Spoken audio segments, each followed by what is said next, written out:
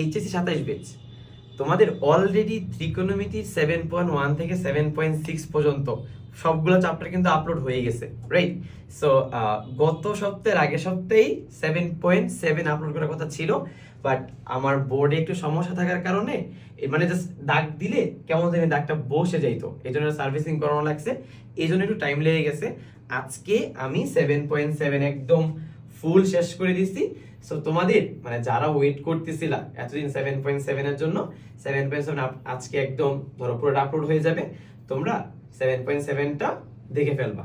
আর এখানে 7.7 আমি তোমাদের যা যা করিয়েছি শুধু অতটুকু করলেই এনাফ, বুঝছো?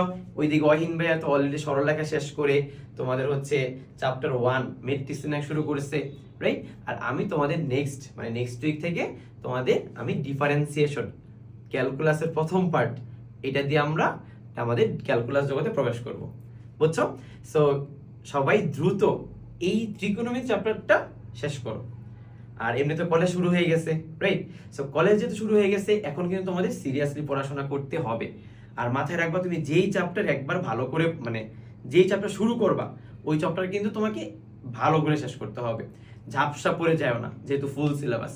ঠিক আছে? সো সবাই ভালো থাকো, আল্লাহ হাফিজ।